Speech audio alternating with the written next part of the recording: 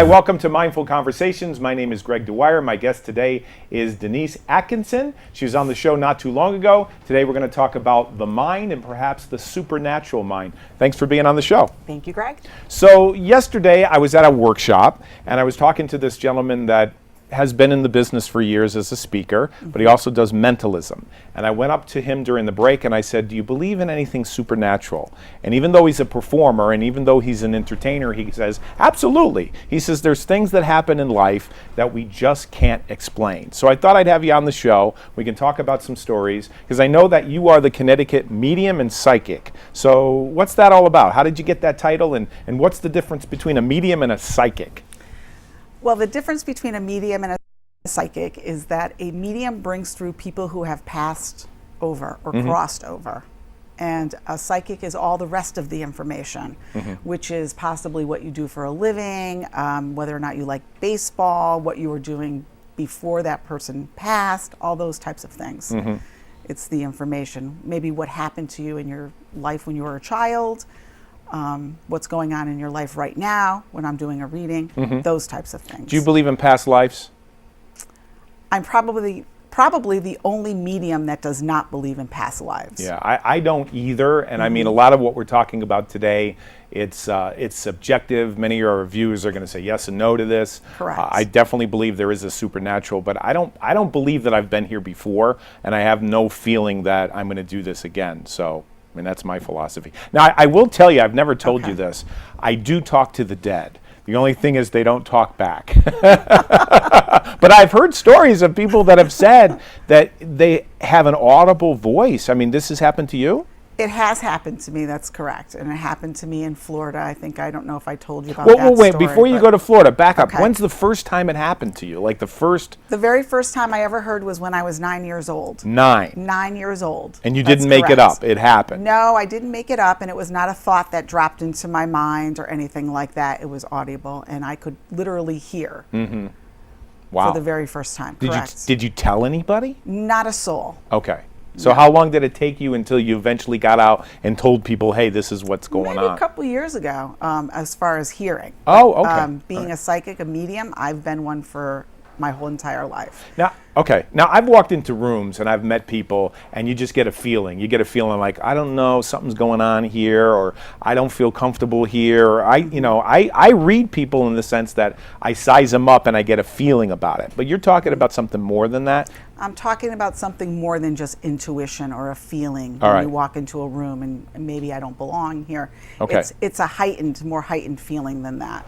Okay. And is this something you developed, or is this something you were born with, or is this something you're constantly working on? How do you explain it? Well, I believe that I was born with it, and I believe that real mediums are born, not made. I think that everyone is intuitive, and everyone can start from where they are to develop that intuition. But like Picasso, not everyone can paint like Picasso, but they can pick up a paintbrush. Right. So I can read people, but it's not magical. It's not supernatural. I think it's first of all paying attention to things that normal people don't pay attention to, or just being tuned into certain patterns. But you're talking about something that you can't explain. So I'd love to hear a story. So don't mention the name. Don't mention, the person's personality as far as like who they are and getting them in trouble. But tell us some stories. No, I would never mention anyone's name. Okay. About a week and a half ago, I had someone come to me for a reading. And when I do a reading, like I told you before, I say a prayer and then I go right into the reading. And the first thing that I said to him was that you're a police officer, and he said, correct, I am. Now, he didn't look like a police officer, so I wasn't reading his body language or how he looked. He looked more like a construction worker. And we went into the reading, and I said, your dad has passed. And he said, yes. And I said, well, you're not getting along with your mother and your sister and your brother. He said, correct. To get more detailed, I guess it ended up being when he went to visit his dad. I told him that I saw him walking into the hospital room to visit his dad, and I see all of his family members leaving the room. And he said, yes, that's correct. Because he wasn't getting along with his mom, there was some sexual abuse there.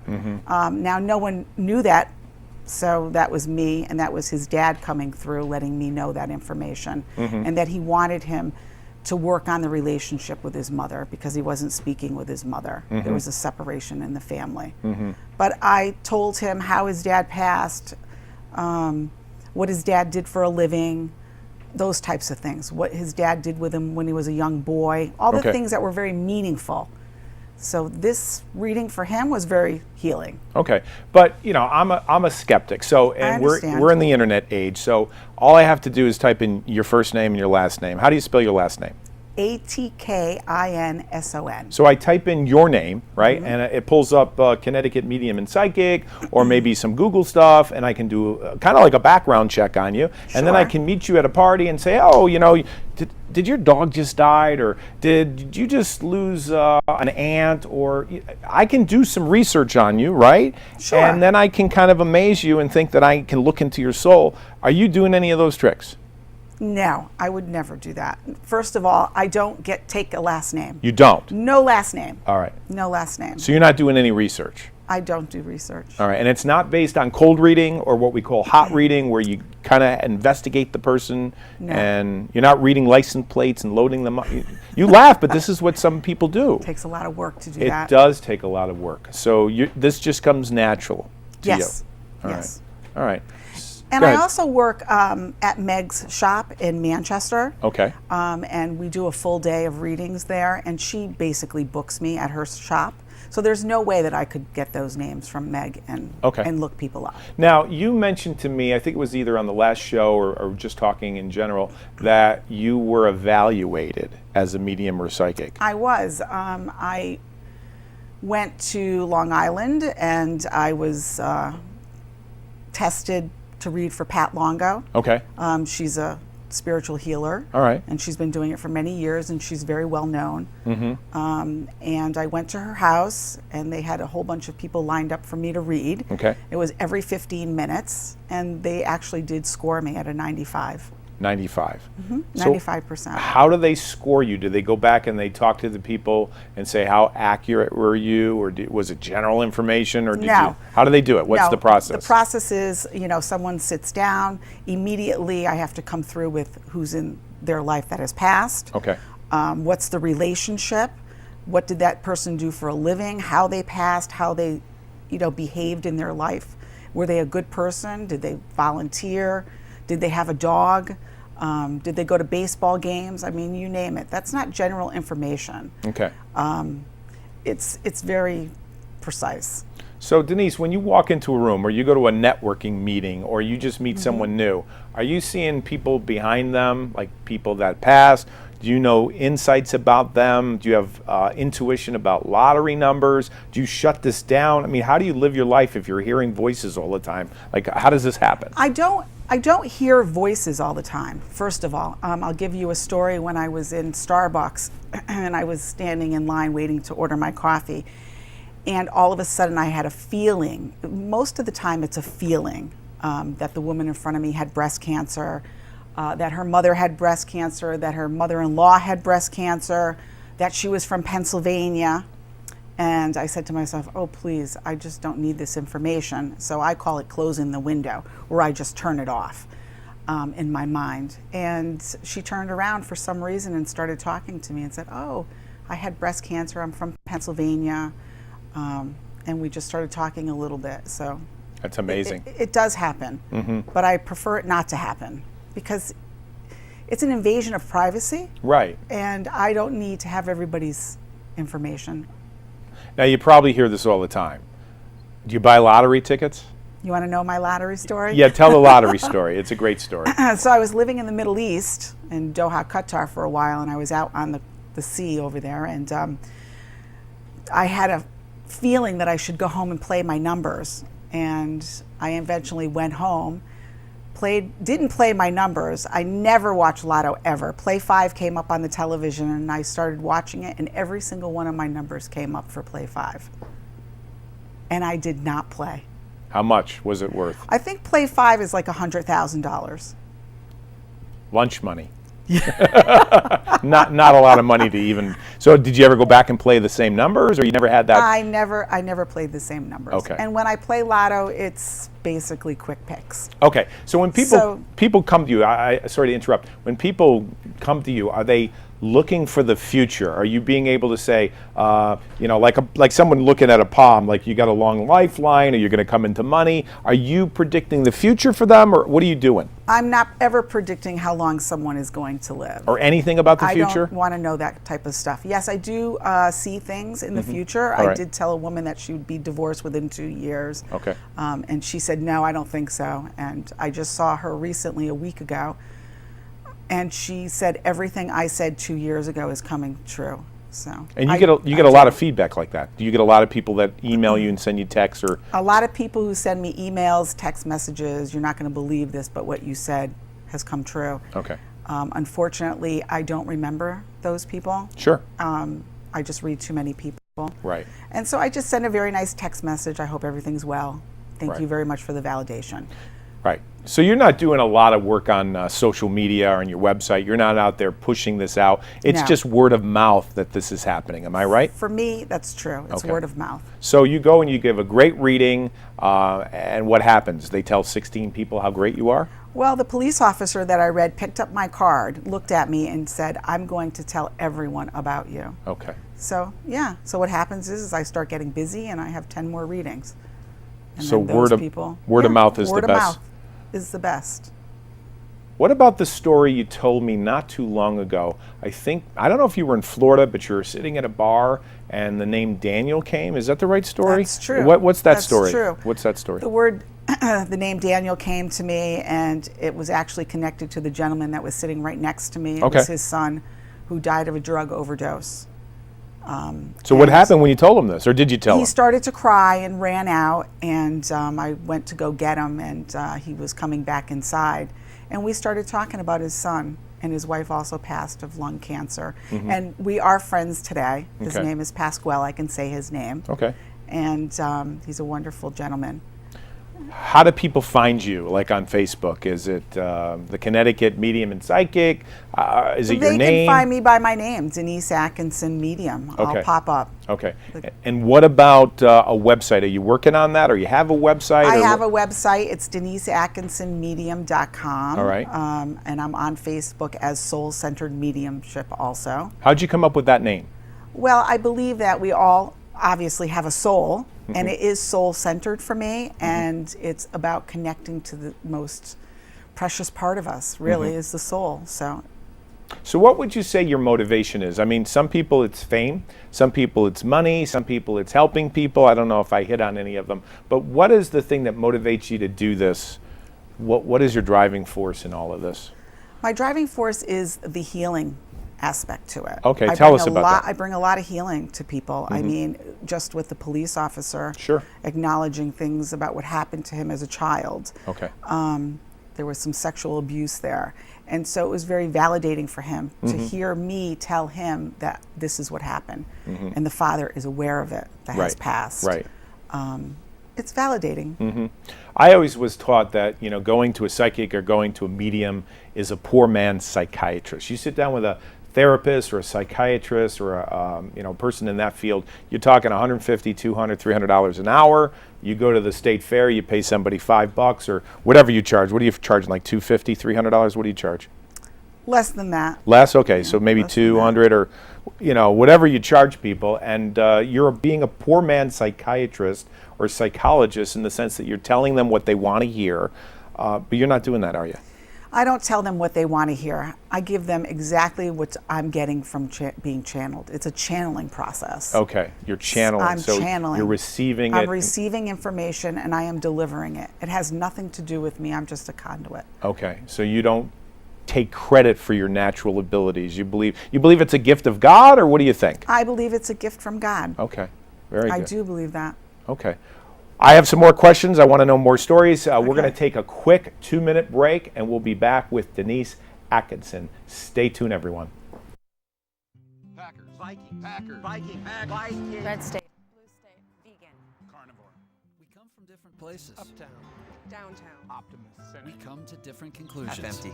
Half full. But when we live united, we create real, lasting change in the building blocks of life. The education, income, and health of our communities, Live our families, united. even the person next to us. Live united. Real change won't happen without you. So give, advocate, volunteer, live united. Sign up at liveunited.org.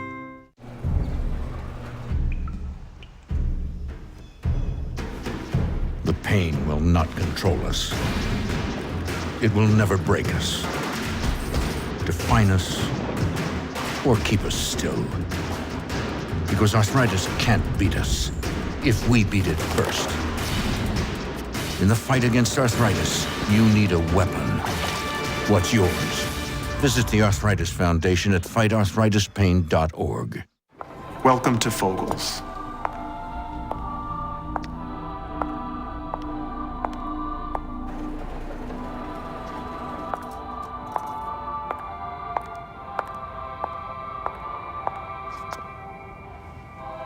Beautiful, isn't it? You expect options everywhere else. Why not with your medical treatment? Talk with your doctor to explore all your options and find what's right for you. Visit ahrq.gov.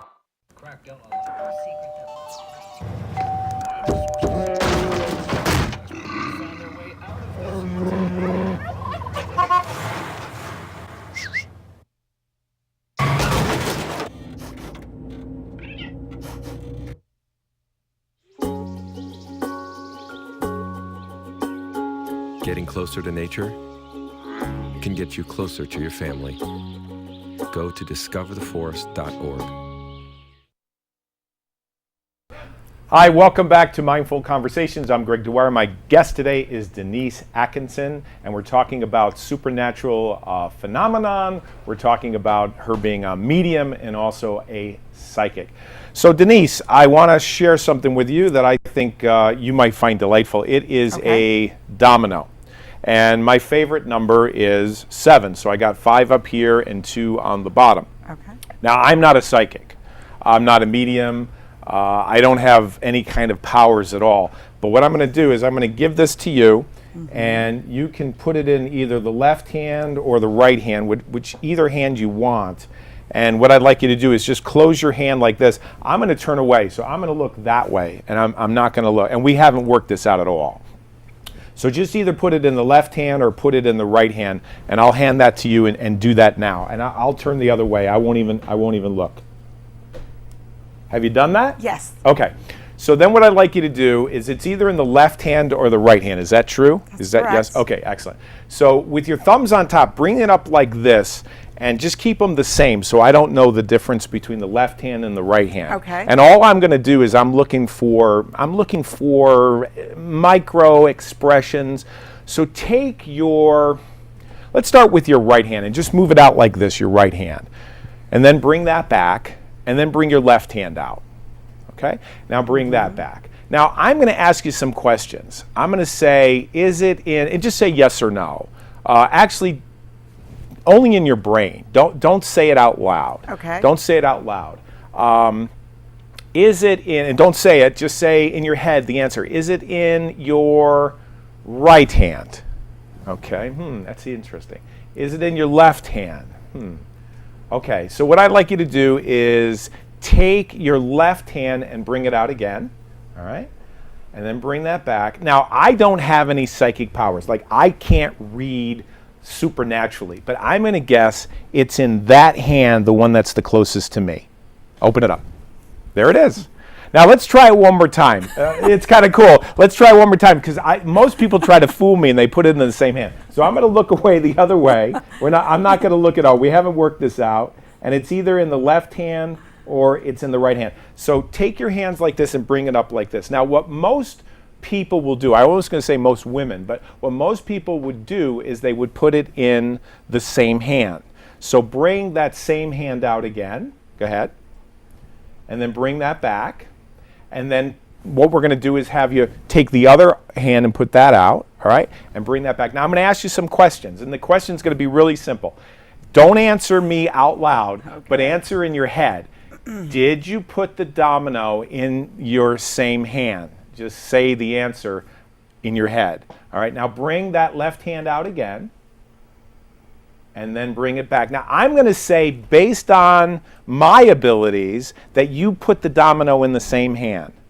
There it is. Show the other hand empty. All right, let's do it one more time. I'm gonna look the other way. Now, what most people would do is they would put it in the other hand because they want to fool me, you know. And then other people would say, well, no, I don't want to fool them this time, so I'm going to put it in the same hand. So bring your hands up like this. Now, make sure your thumb is on top so that I can't peek down and look. And then I'm going to ask you the question to put your left hand out first, just like that.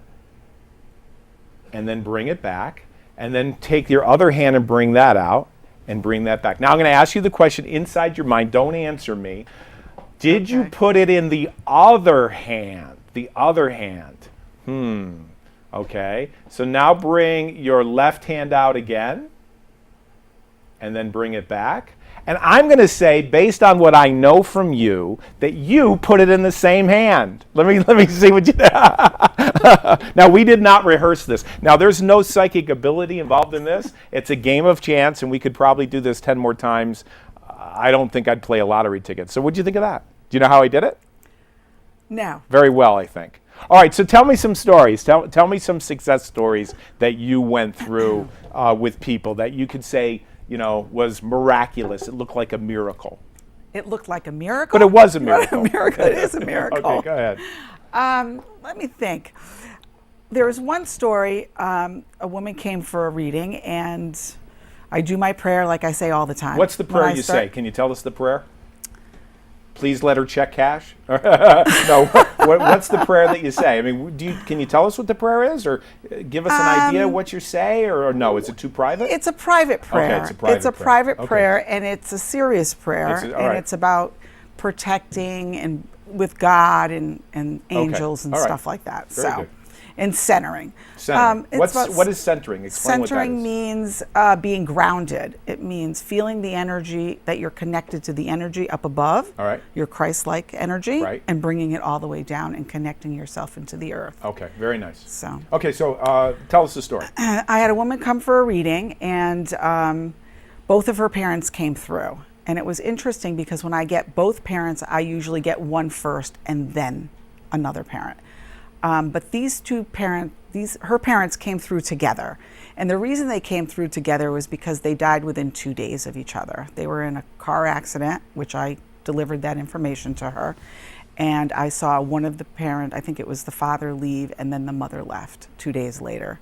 So, you know, that's heavy stuff when you can bring that through. So it was a wow for her.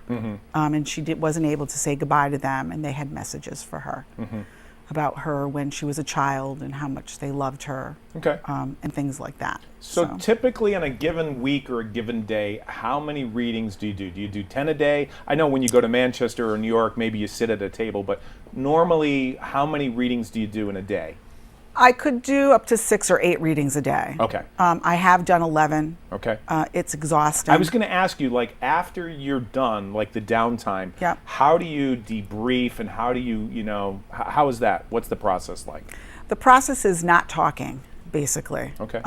Maybe listening to some music, take a bath, have a cup of tea. Okay. Just sort of bring the energy back down. Okay. Because it's a long day. Yeah, it has to be exhausting. That many people, yes, it is. Any other stories you can tell us? Oh, I have a story when I went to visit someone in an apartment building. I went through the front door, went up the stairs, and there was this apartment and door, and I had this horrifying feeling. It wasn't a good feeling. And I went into my daughter's apartment and I said, "What happened downstairs?" And she says, "Why? You tell me. You're the psychic." Right. And I said, "Well, somebody died." And she said, "Yeah, they just took him away. It was a drug overdose." And I felt all of that energy in her apartment and in the building. Okay. And I had slept at her apartment that night. And what happened was the energy was coming through her apartment. I could feel his body, his soul was still there. I have heard of stories, and this hasn't happened to me, but I've heard of stories where people have died, and the people that are involved, the loved ones, don't know about it yet. The phone call hasn't happened yet. and let's say it's 3 o'clock in the afternoon, the person died at 2:59, and then the lights flickered or something weird happened, and then they get the phone call and they said, when did this person die? Oh, 5 minutes ago. And they're like, is this a coincidence? I mean, have you seen stuff like this happen? What? Yes. Really? Yes, I have seen stuff like that happen. Okay. That's very, very real, actually. It is. It really is. Yeah. Stuff like that does happen. I was in the kitchen doing the dishes, and my husband came in, and I looked over at him, and I felt his brother who had passed walk by the back behind me, the energy of him. Okay. And I looked over at him, and I said, your brother's here. He's here to get your dad. You should go visit your dad. And his dad lived in Florida at the time. And he closed the door, and he said, where is he? I don't see him. And then he went into the other room and sat down, and 2 weeks later, his dad passed. So Wow. that happens a lot. Have you ever thought about writing a book about these stories? I think they're fascinating. Yes. Okay. Yes. All right. Have you thought of a title? I mean, how far? No. Okay. No, but I have many stories like that. Okay.